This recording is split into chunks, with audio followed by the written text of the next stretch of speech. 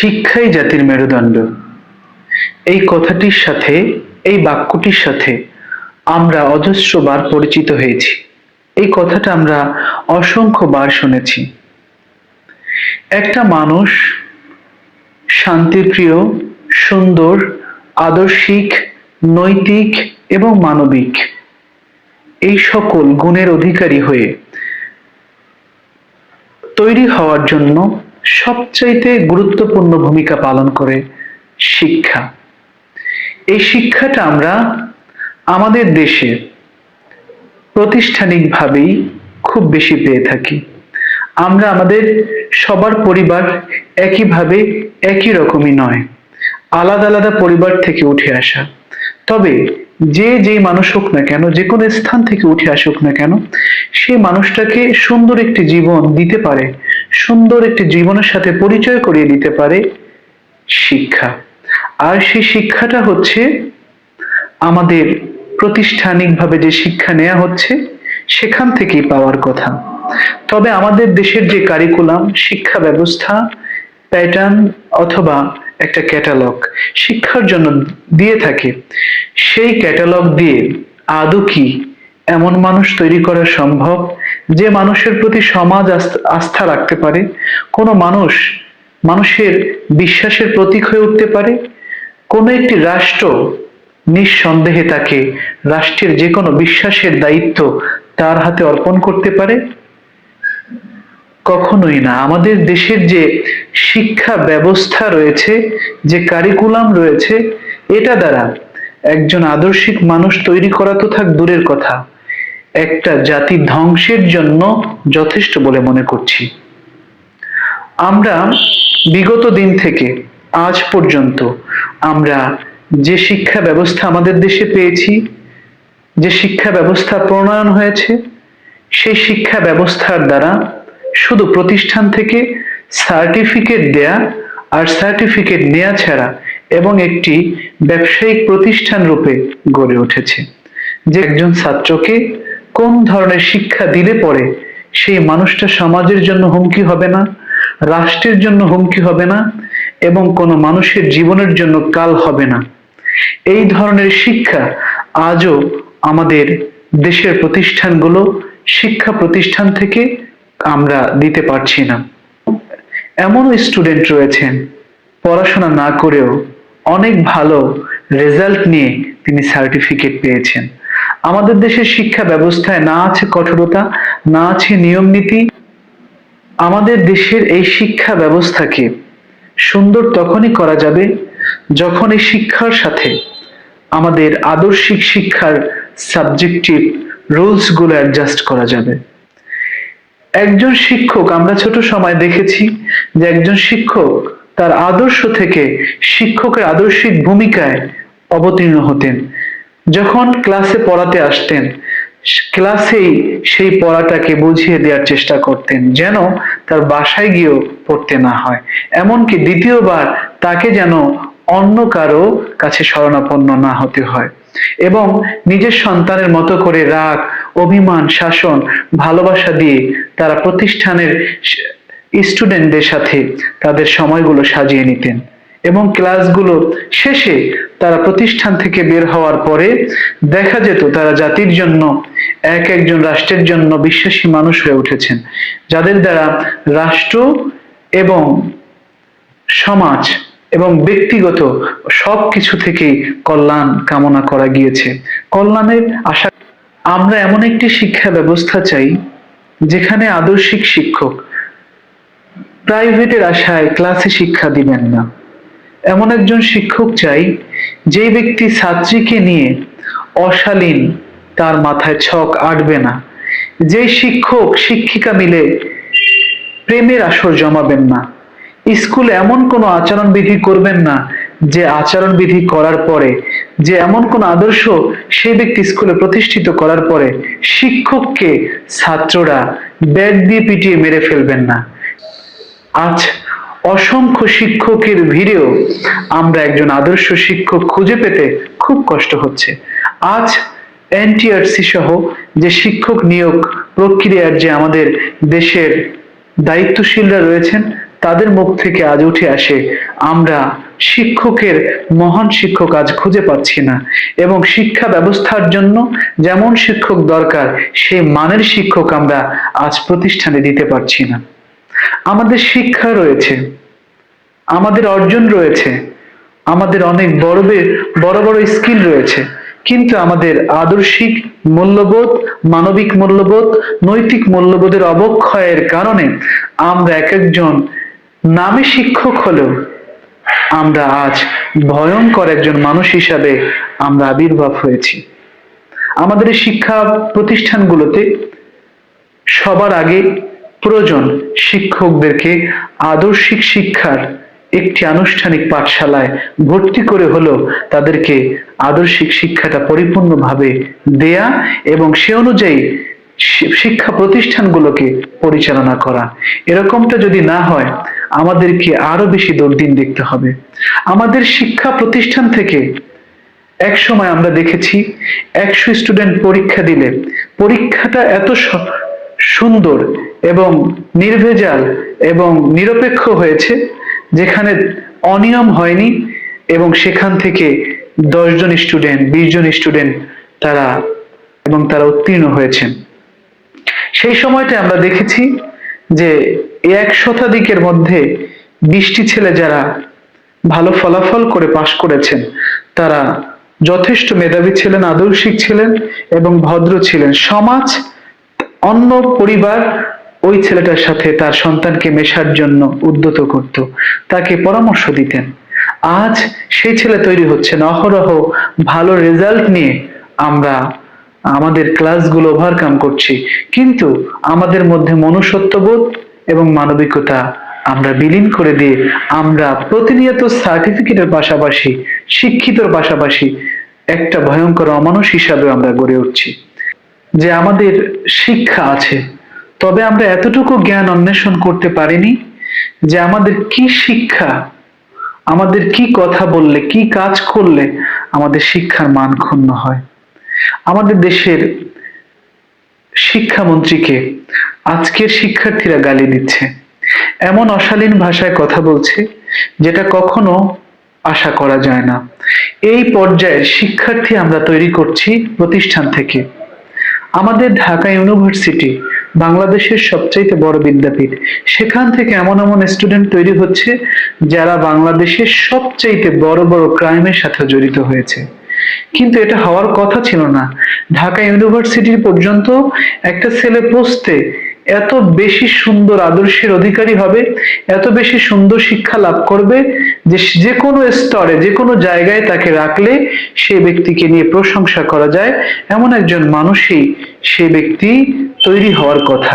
তবে দুঃখজনক হলো সত্য যে আজকে আমরা সেই মানুষই তৈরি করছি, এখান থেকে প্রাথমিক থেকে শুরু করে আমাদের অনার্স মাস্টার শেষ করা পর্যন্ত শুধু সার্টিফিকেট তুলছে, কিন্তু বাস্তবিক পক্ষে এমন কোন শিক্ষা বা নিয়ম নীতি তার মধ্যে আমরা দিতে পারিনি, তাকে শিখাতে পারিনি যেটা দ্বারা সে রাষ্ট্র এবং জাতির জন্য কল্যাণকর একজন মানুষ হিসাবে তৈরি হচ্ছে।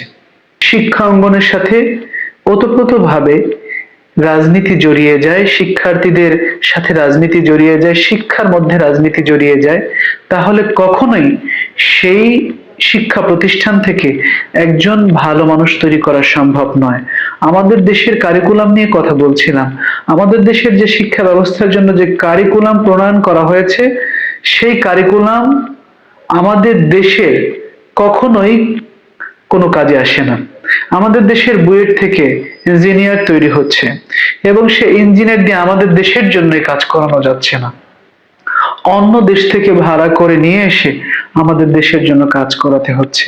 তো এই যে আমাদের ব্যর্থতা, এই ব্যর্থতার গ্লানি কতকাল আমরা টেনে যাব? আমাদের এই ব্যর্থতাকে মুছতে হলে অবশ্যই আমাদের সেই মানের শিক্ষা প্রণয়ন করতে হবে, সেই মানের শিক্ষা ব্যবস্থা তৈরি করতে হবে। যাদেরকে আমরা শিক্ষা ব্যবস্থার দায়িত্ব দিচ্ছি, যাদেরকে আমরা শিক্ষা মন্ত্রী বানাচ্ছি, তাদের সেই ধরনের শিক্ষা আছে যেই শিক্ষা একটা জাতিকে ধ্বংস করে।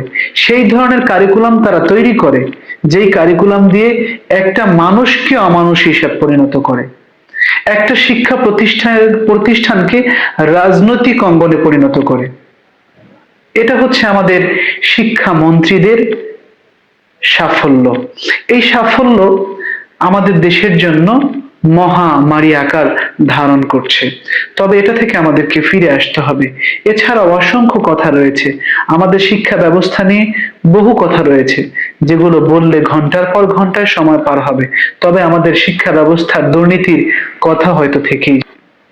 আপনারা যদি একটু খেয়াল করেন, কিছুদিন আগে সোশ্যাল মিডিয়ায় আপনারা দেখেছেন যে সন্তান সচিবালয়ে চাকরি করেন, সন্তান বুয়েটে চাকরি করেন, সন্তান ভালো কোনো প্রফেশনে আছেন, 3টি সন্তান, এবং ভালো জব করেন, অথচ সেই ব্যক্তির মা 3 দিন আগে ঘরে পড়ে মৃত্যুবরণ করেছেন, কিন্তু সেই মরদেহ দেখার মতো কোনো লোক ছিল না। অথচ এই আদর্শটুকু আমরা শিক্ষা দিতে পারি নাই, যে পরিবার, পিতামাতা এবং সমাজ, রাষ্ট্র, এই বিভিন্ন স্তরের জন্য একটি মানবিক এবং সুন্দর মানুষ, যার কাছে আমাদের দেশের এই কলঙ্কিত শিক্ষা ব্যবস্থা থেকে আমরা ফিরে আসতে চাই। আমাদের দেশের এমন শিক্ষা ব্যবস্থা আর চাই না যে এই শিক্ষা নেয়ার পরে একজন সন্তান তার মা কখন মারা গিয়েছে রুমে ফেলে রেখেছেন, তার মরদেহ 3 দিন পরে গিয়ে সেখান থেকে অন্য মানুষকে উদ্ধার করতে হয়। এমন কোনো শিক্ষা ব্যবস্থা চাই না যে শিক্ষা ব্যবস্থার কারণে হাজারো নিষ্পাপ মানুষের জীবন শেষ হয়ে যায়। এমন শিক্ষা চাই না যে একজন মানুষের ভুলের কারণে একজন হতদরিদ্র, একজন অসহায় মানুষের প্রতি অত্যাচারের স্টিম রোলার চলে। আমরা এমন কোনো শিক্ষা ব্যবস্থা চাই না যে শিক্ষা লাভ করার পরে এমন একটি কাজ করে যেটা সমাজ ও রাষ্ট্র হুমকির মুখে পড়ে। আমি তখন খুব বেশি অবাক হই যখন শুনি আমাদের শিক্ষকরা রাস্তায় নেমেছেন এবং তারা দাবি করছেন তাদের ইনক্রিমেন্ট দেওয়ার জন্য, তাদের বেতন বৃদ্ধি করার জন্য, তাদের বাসা ভাড়া দেওয়ার জন্য। এইসব দাবি নিয়ে যখন শিক্ষকরা রাস্তায় নামেন, তখন আমার লজ্জা লাগে এই শিক্ষকদের জন্য। কিন্তু সেই শিক্ষকদের লজ্জা লাগে না যে শিক্ষকরা আজ প্রতিষ্ঠানে পড়ান, প্রতিষ্ঠান থেকে সরকারের বেতন নিচ্ছেন এবং জনগণের সেই টাকা থেকে বেতন নিয়ে সেই জনগণের সাথে প্রতিনিয়ত প্রতারণা করে যাচ্ছেন। সেই শিক্ষকরা একজন সুন্দর মানবিক আদর্শিক ছাত্র তৈরির জন্য তারা ভূমিকা রাখতে পারে না। রাষ্ট্রের যখন অনিয়মতান্ত্রিক এবং যেই কারিকুলাম দেশের জন্য, এই শিক্ষা ব্যবস্থার জন্য প্রণয়ন করলে পরে একটা জাতি ধ্বংস হতে পারে, সেই ধরনের কারিকুলামও তারা অ্যাকসেপ্ট করেন। তারা কথা বলেন না, চুপ করে থাকেন, এবং এই শিক্ষা ব্যবস্থা কোনো কাজে আসছে না।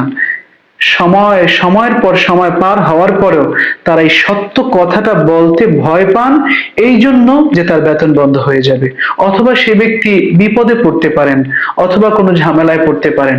কিন্তু সেই মহান শিক্ষক যারা জাতি গড়ার কারিগর, তাদের তো শিক্ষা ব্যবস্থায় কোনো অনিয়ম যদি আসতে চায়, কোন অনিয়ম যদি সেট আপ দিতে চাওয়া হয়, যেখান থেকেই হোক না কেন, সেটা তারা ঢাল হয়ে দাঁড়াবে, এই অনিয়মতান্ত্রিক বিষয়গুলোর বিরুদ্ধে তারা দাঁড়াবে।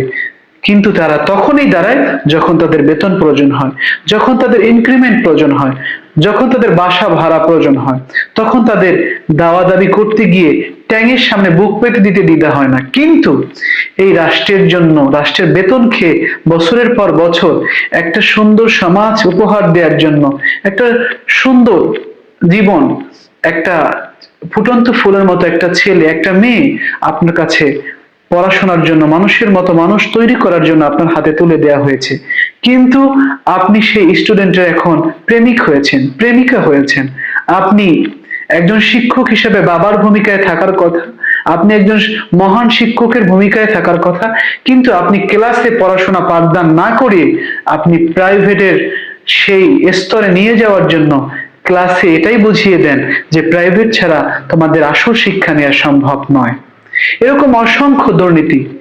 আপনারা এমন ভাবে পরীক্ষা নিচ্ছেন না, যে পরীক্ষা নিচ্ছেন শুধু প্রতিষ্ঠান থেকে সার্টিফিকেটের পর সার্টিফিকেট বিতরণ হচ্ছে, কিন্তু শিক্ষার মান তৈরি হচ্ছে না। আদর্শিক এবং মানবিক এবং সুন্দর একটি মানুষ গড়ার জন্য আপনারা চেষ্টাও করছেন না। আপনাদের কি লজ্জা হয় না? আপনারা একসময় এমন শিক্ষক ছিলেন যে আপনাদের সামান্য কিছু বেতন দেয়া হতো, যেটা কোনো পরিবার চালানোর মতো নয়, কিন্তু সেই জায়গা থেকে অর্ধ লক্ষ টাকা থেকে শুরু করে বেশি অথবা কম আরো অনেক বেশি ইউনিভার্সিটি লেভেলের স্যারদের আরো অনেক বেশি আপনাদেরকে সম্মানী দেয়া হচ্ছে, আপনাদেরকে বেতন দেয়া হচ্ছে। কিন্তু কোথায় আপনারা সেই বেতন অনুযায়ী জাতিকে কি দিয়েছেন, রাষ্ট্রকে কি দিয়েছেন? আপনি এমন একজন মানুষ তৈরি করতে পেরেছেন কিনা যে মানুষটা সমাজ এবং রাষ্ট্রের কল্যাণে এসেছে? হ্যাঁ, আপনি এমন একজন মানুষ তৈরি করেছেন, আপনার প্রতিষ্ঠান থেকে তৈরি করে দিয়েছেন, যে মানুষটা ডিসি অফিসে বসলে ডিসি অফিস ধ্বংস হয়ে যাচ্ছে। আপনার সেই মানুষটা অ্যাডভোকেট হলে তার দ্বারা হাজারো নিষ্পাপ মানুষ, অসহায় মানুষ নিঃস্ব হয়ে যাচ্ছে। আপনি এমন মানুষ তৈরি করে দিচ্ছেন যাকে সচিবালয়, যাকে মন্ত্রণালয়, যাকে বিভিন্ন স্তরের জায়গায় বসিয়ে দেওয়ার পরে সেই জায়গাগুলো খেয়ে ম্যাসাকার করে দিচ্ছে। তো সে মানুষগুলো আমাদের দেখতে হচ্ছে, সেই দুর্নীতিগ্রস্ত মানুষ দিয়ে আমাদের দেশ চালাতে হচ্ছে। এর মূল সমস্যার জন্য, এসব সমস্যার জন্য দায়ী কে? যেখান থেকে মানুষ তৈরি করা হচ্ছে, যেখান থেকে মানুষগুলো শিক্ষা লাভ করেছেন। আমাদের দেশের যেই মানুষগুলো আজ দুর্নীতি করেন, যে মানুষগুলো খারাপ কাজের সাথে জড়িত, তারা মাস্টার্স পাস করেছেন, তারা সর্বোচ্চ ডিগ্রি অর্জন করেছেন, কিন্তু সেই মানুষগুলো তো আজ দুর্নীতির সাথে ওতপ্রোতভাবে জড়িত। কিন্তু এই মানুষগুলো তো এমনি এমনি দুর্নীতিবাজ হয়নি, এই মানুষগুলো তো নীতি নৈতিকতা বিবর্জিত এমনি এমনি তৈরি হয়নি। এর পেছনে আমাদের শিক্ষকদের অবদান অনেক বেশি, অনেক বেশি। আপনারা কি করে আরো বেশি বেতন চান? আপনাদেরকে তো এর চাইতে অনেক বেশি সম্মান করা উচিত। কিন্তু আমার মনে হয় আপনারা আমাদের দেশের এবং জাতিকে যা দিচ্ছেন সেটার জন্য আপনারা এই যা আপনাকে সরকার দিচ্ছে, যে ফ্যাসিলিটি নিচ্ছেন, এটা আপনারা আসলে এইটার যোগ্য নয়। আমাদের দেশের শিক্ষক সমাজ ফিরে আসুক সেই আগের, যখন সামান্য বেতনে চাকরি করতেন শিক্ষকরা, অসহায় জীবনযাপন করতেন, তখন ছাত্রীদেরকে প্রিয় সন্তানের ভূমিকায় তারা শিক্ষা দিতেন। সেই শিক্ষকের ভূমিকায় আমাদের শিক্ষকরা ফিরে আসুক, আমরা এটাই চাই। আমাদের শিক্ষা ব্যবস্থা যদি সুন্দর না হয়, তাহলে কখনোই, সময়ের পর সময়, বছর পর বছর, যুগের পর যুগ চলে যাবে, কিন্তু কখনোই আমরা এই রাষ্ট্রকে সুন্দর একটি রাষ্ট্রে এবং সুশৃঙ্খল একটি রাষ্ট্রে পরিণত করতে পারবো না।